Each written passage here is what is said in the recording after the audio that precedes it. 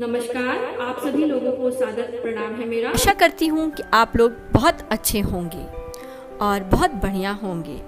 आज मैं अपने विचारों को आप लोगों के समक्ष लेकर के उपस्थित हुई हूँ। आज मैं नारी के लिए कुछ शब्दों को लेकर के आई हूँ। तो चलिए शुरू किया जाए। नारी के विषय में कुछ विचार आपके सामने प्रस्तुत कर रही हूँ। कहा जाता है यत्र नार्यस्तु पूजन्ते रमन्ते तत्र देवता। तो क्या ऐसा होता है? अगर नारी का सम्मान होता तो जरूर वहाँ देवता निवास करते, लेकिन ऐसा किताबों के पन्नों पर में होता है। किताबों के पन्नों में लिखने से ऐसा नहीं होता है। जाने कितने घरों में सभी घर के सदस्यों में से एक या दो लोग ही अपनी घर की महिला से संतुष्ट हो जाएं।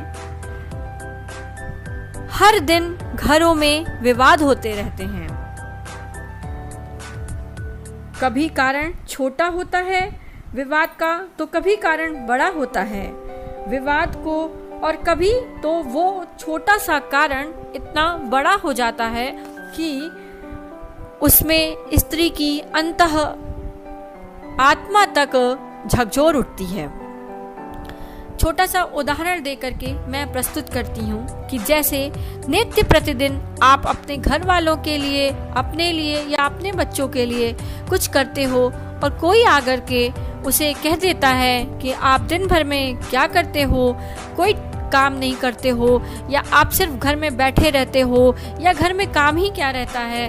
तो इससे नारी के मन में जो पीड़ा उत्पन्न होती है उसे व्यक्त कर पाना शायद मुश्किल होता है उसे। अब वो इन शब्दों को ना किसी से कह सकती है और ना ही वो अपने अंदर रख सकती है। अंदर रखने से वो परेशान रहती है, और जब वो किसी के सामने व्यक्त करती है उस चीज़ों को, तो लोग अगर अच्छे हैं तब तो ठीक है, और नहीं तो वो उसी में उसका आनंद ले लेते हैं। तो आगे देखते हैं। पुरुष हमारे लिए बहुत कुछ करते हैं, महिलाओं के लिए बहुत कुछ करते हैं, लेकिन समय पड़ने पर वो इन चीज़ों को जरूर से जता देते हैं। तो मैं एक कविता के माध्यम से आपको एक चीज़ बताती हूँ। जहाँ झांसी की मनु उठा तलवार बनी थी लक्ष्मीबाई, उसी धरा पर आज की नारी फिर क्यों है सकुचाई।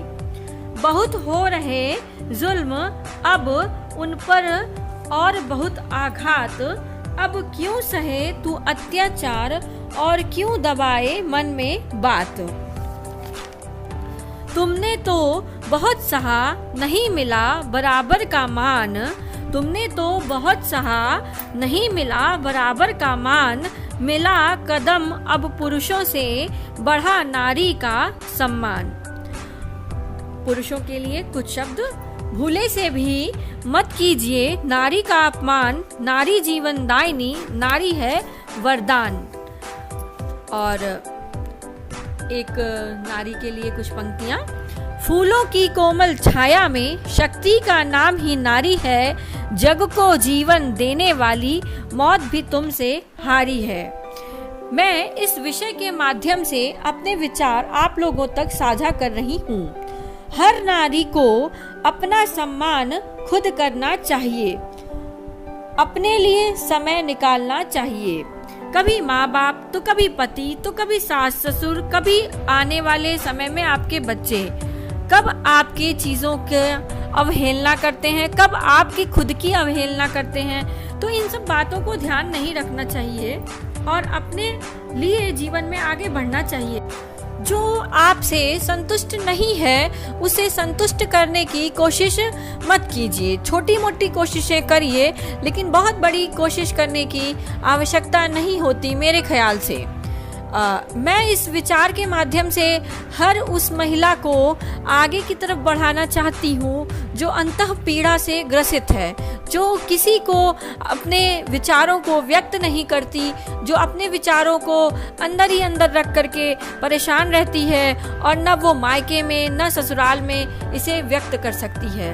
इसलिए उन महिलाओं के लिए यह बहुत ही कारगर है और बहुत ही आगे बढ़ने के लिए उपाय है। इसको जरूर अपनाएं और खुश रहें। अपने विचारों पर, अपने नतीजों पर एकदम अडिग रहें। जो आप कहते हैं, जिसे आप कहना चाहते हैं और जो आप करना चाहते हैं उसे आप करिए।